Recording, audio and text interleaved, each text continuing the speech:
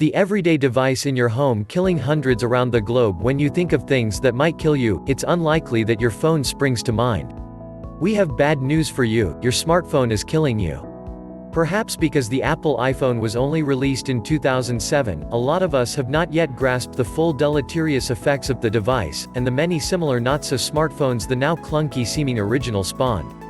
Countless numbers of people have been killed by their smartphones already, and we're not talking about the tinfoil hat brigade's concerns about the effects of 5G, Wi-Fi and phone signals in general on our brains. The most obvious example is all the people who are killed on our roads, not just because they were the ones stupidly looking at their phones while driving. Australians now believe it is the main reason for our rising road toll, with 32% of drivers admitting to reading text messages while driving, according to the Community Attitudes to Road Safety 2013 survey report, but because they ambled, zombie-like, into traffic while posting on Instagram. The number of pedestrians killed on U.S. roads has risen by a staggering 51% since 2009. In 2017, pedestrian fatalities in Australia jumped by 20% in a year, with police blaming the stupidity of smartphones. If you haven't noticed the number of people who try to cross roads while ignoring the approach of big heavy vehicles in favor of their tiny screens, it's probably because you've been looking at your phone. The RACQ would like to see new laws to fine people who cross the road while staring at a device. We think that sort of offense is on its way. There's no doubt about it, spokesman Paul Turner said. Stand at an intersection in the CBD for half an hour and you'll see 5 or 10 people just being saved or stopping themselves from walking out into traffic because they were looking down at their phone. When you tap them on the shoulder and they look up, it's as though they've been in some sort of daze because they are so engrossed in their phone. No doubt you're congratulating yourself for not being like that yourself, but be honest, what is your relationship with your phone like? And even if it's not getting you run over, how much harm is it doing you?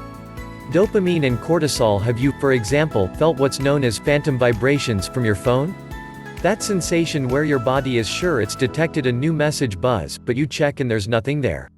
That strange and concerning sensation is caused by the state of hypervigilance you've no doubt found yourself in from time to time, when stressful, vital information is pouring into this now essential for life device, which is rarely more than a meter away from you.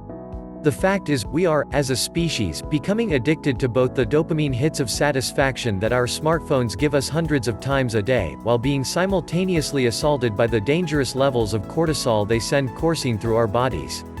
That combination is affecting everything from the way we sleep to our attention span, our memory, our self-esteem, decision-making skills and our physical health. You're probably aware that many apps, and phones themselves, are designed to be habit-forming. Those likes on Facebook and Instagram are designed to trigger happy chemicals in our brains, much the way poker machines do, and thus to make us want to keep checking them, endlessly. No less an authority than Google noted in a report that mobile devices loaded with social media, email and news apps create a constant sense of obligation, generating unintended personal stress. According to a study by a tracking app called Moment, the average American spends 4 hours a day staring at their phone. Unfortunately, not all the information our screens give us is positive, and when we're getting, instead, irate emails from colleagues, for example, or other bad news, our bodies release cortisol, our fight or flight hormone. Cortisol is designed to prime your body to react to physical threats, such as bears, or bullies, and it changes your body physically, upping your heart rate, freezing your adrenaline and spiking your blood sugar. Unfortunately, your body also responds with cortisol when you're being stressed emotionally. And smartphones can provide you with these moments, wherever you are, multiple times per hour.